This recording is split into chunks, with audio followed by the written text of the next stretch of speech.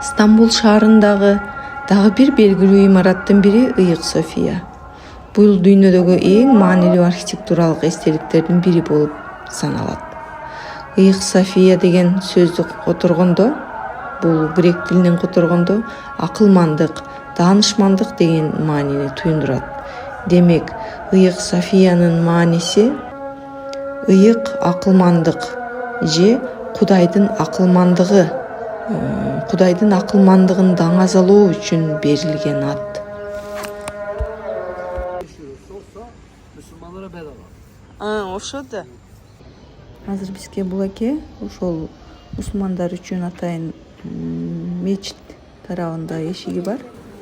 Ошол тараптан кирсеңер бекер экендигин түшүндүрүп берди.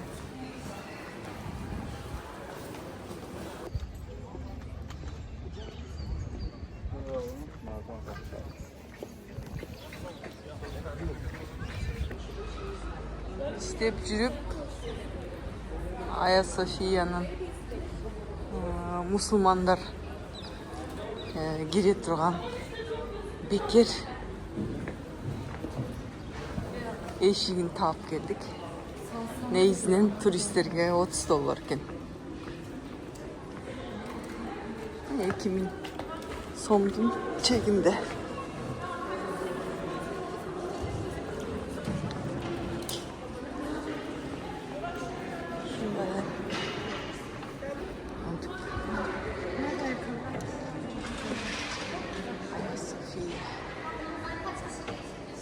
Собору. Бул соборду Юстиниан курган. София собору.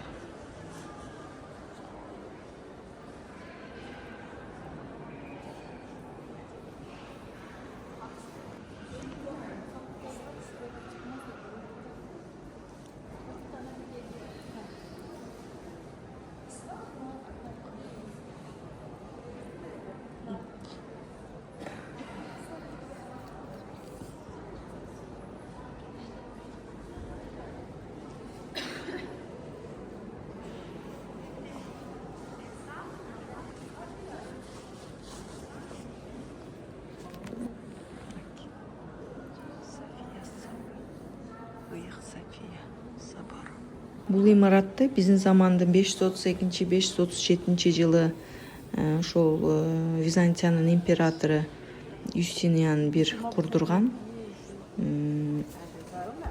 Айрым маалыматтарда ошол Юстиниандын аялы Феодора дагы ушул императордун эң жакын кеңешчилеринин бири болгондуктан ушул имаратты ал өзүнүн сүйүктүү аялы Феодорого арнап курулгандыгы айтылып келет. Кандай болгон учурда дагы негизинен бул имарат ошол Византия империясынын күчүн, анын ошол мезгилдеги абалын, ошол доорду чагылдырган имарат, тарыхын бизге берген имарат десек болот.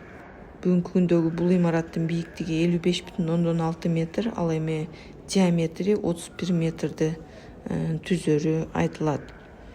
Бүгүнкү күндөгү Стамбулда бул эң белгилүү мечиттердин бири болгон.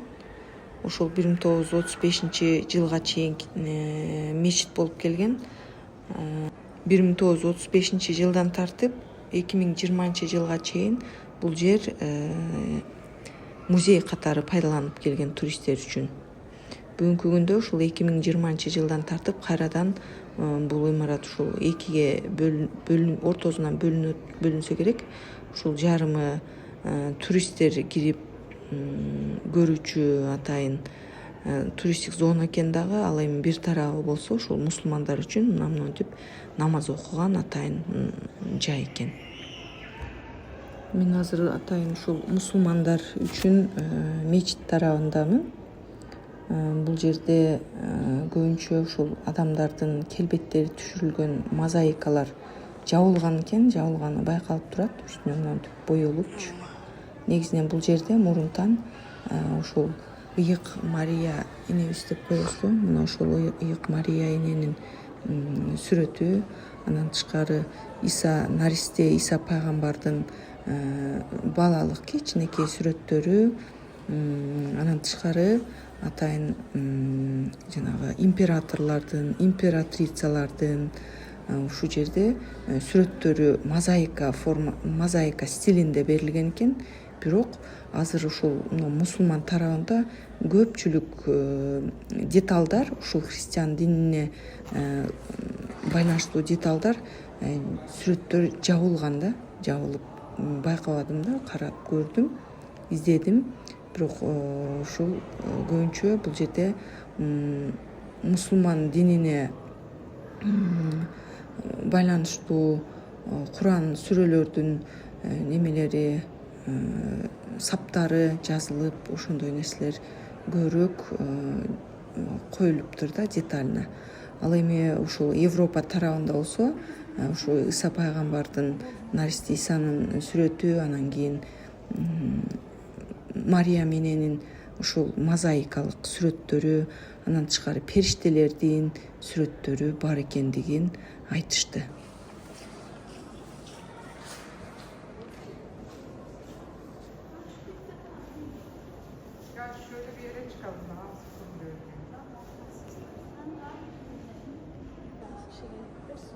Ошентип бул Ыйык София собору, Ая София дан мен эмнени көрдүм?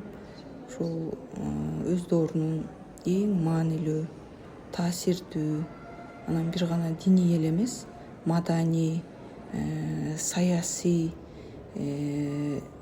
борбор болгондугун көрүүгө болот да бул жерден. Ушул абдан сонун, ошол доордун архитектуранын деңгээлин, ошол мезгилдеги бардык философияны дагы көрүүгө болот бул жерден. Ушул бир эле имараттан бир нече тарыхый маалыматтарды, далилдерди көрсөк болот. Мына мисалы колонналардан эле, биз колоннанын үстүндө турат го. Мына ошондо грек стили, архитектурасынын стили, ушул Дори стилиндеги, Ионийден стилдер бар архитектуранын, ошондой стилдерди көрсөк болот да.